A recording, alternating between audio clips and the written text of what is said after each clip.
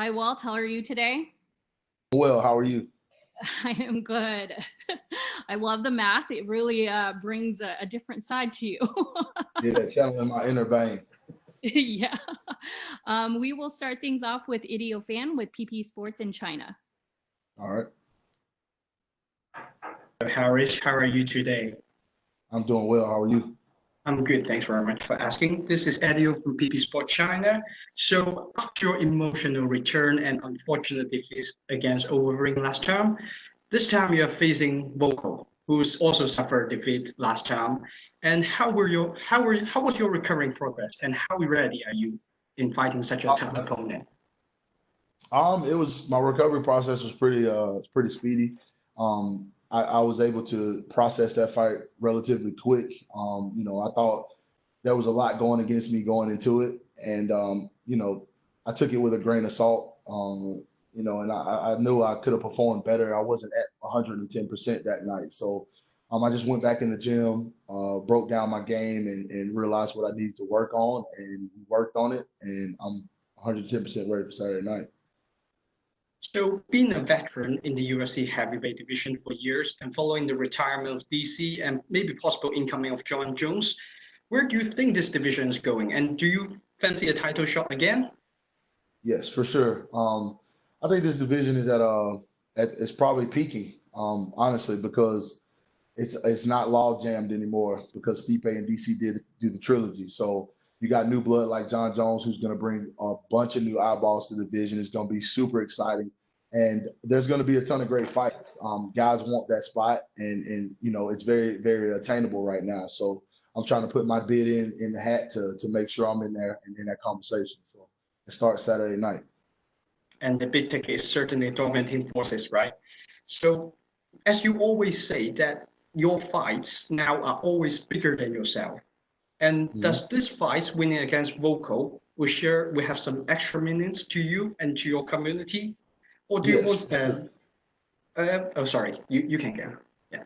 no, no, yeah, it's huge. Like I said, this is the start of the next. I plan on fighting for four or five more years. So I think to Saturday night starts that journey. To put me and solidifying my career, my legacy in the UFC. I've been here for almost 7 years.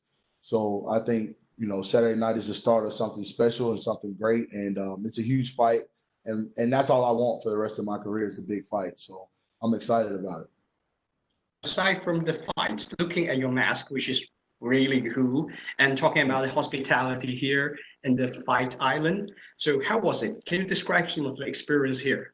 Man, it's been unbelievable, and that's not an exaggeration. The people here are phenomenal. I'm from the South, in America, and we're known for hospitality. Like that's our thing, and it blows us out of the water. I mean, the people here are special people, and it's been just a great experience. I've been wanting to come over here for the last couple of years, and to finally be here and see it for myself, man, it's beautiful. This country is amazing. Wow, it makes me jealous already. So the final one question for me, we know you have been trying to run for a city council seat this year. So I was wondering, will this be your plan after retirement and continue to contribute for your community? And what makes you, what's the drive for you to make such decision? Um, it's definitely in my future. Mainly because the start of it was, it kind of came out of no left field, to be honest. My friend is actually running for mayor, and he came and asked me to take his seat in our ward, in our community, and I thought about it for a day or so, and then I realized, this is exactly what I need to do. Not only just to be able to help bring some change and help the people in my community be heard, but just as a way to say thank you to my community for all of the love and support that they've given my family over the years, and most recently through the tragedy that we faced with our daughter. I felt like public service was the least I could do to say thank you. And me having a platform, I feel like I can definitely enact a lot of change and get people's voices heard, more soon in my community. So I definitely see that in my future for sure. So thank you. And the last thing, which is a favor I will ask for every fighters tonight. Since Chinese fans are watching this at the middle of the night during Sunday, yeah, which is 3 a.m., quite horrifying. So can you shout something to us, cheering us up?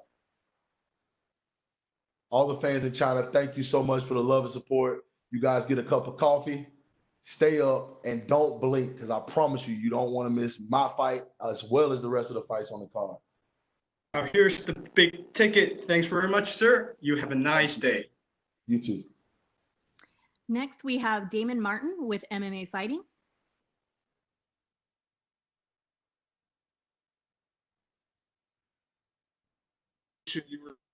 Hey, Walt, obviously coming out of that last fight, there's no doubt the emotion you were dealing with going into that, and everything to kind of, we saw it in the aftermath of that fight. Emotions are going to be part of fighting, but can you kind of give me an idea how you're feeling going into this fight? I mean, is it a different feeling? Are you more focused on the fight? So, like, kind of give me an idea, like, how the emotion is going into this. Yeah, I'm definitely in a different place emotionally going into this one, because it's not per se about returning and the comeback and the buildup from everything that I was going through at that point in my life, and that, frankly, I'm still going through. I've gotten a full camp, no interruptions, for 13 weeks. I've been preparing for Saturday night, so my focus has been laser, for this moment, and I think that every time I come off a loss, you see a different me. You see a more, focused, more hungry, more driven me. And I think that Saturday night, you're going to see the best me, which I know for a fact, coming back last fight, I wasn't 110% myself. I had to cut weight for the first time in my career, if that puts it into perspective for you. So, I'm excited, and I know this is where I need to be and what I need to be doing. So Saturday night, you're going to see the best me for sure. Considering, and I the defeat, but considering how close you were to winning the fight, especially in that first round, and knowing the respect you had for Overeem and what Overeem has done throughout his career, one of the greatest heavyweights, does that still give you confidence to know that you are ready for those top level heavyweights? For sure. It didn't go your way, but you were right there. For sure. I looked at that fight and I thought to myself, wow, dude, you came into this fight at most 45, probably less percent ready. And you almost put away one of your idols and one of the greatest heavyweights of all time.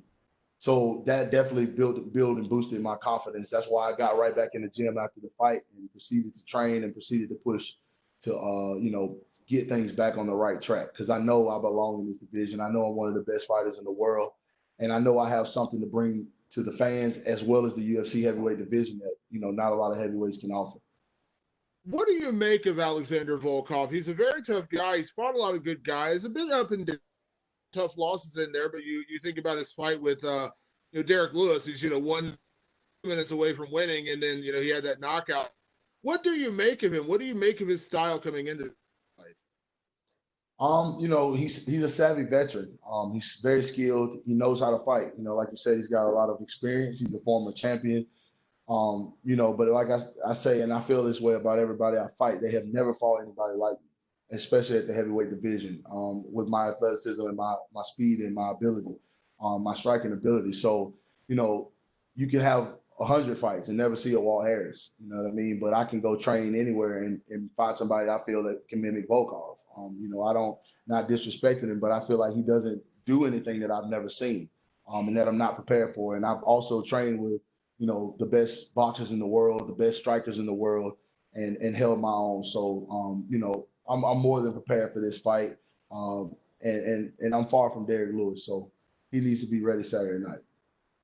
Last thing, Walt, you mentioned, when your career's finally over, you may, obviously you're running for that city council seat this time. We've in sports a lot this year because politics have become kind of forefront of all of our minds with the election coming up.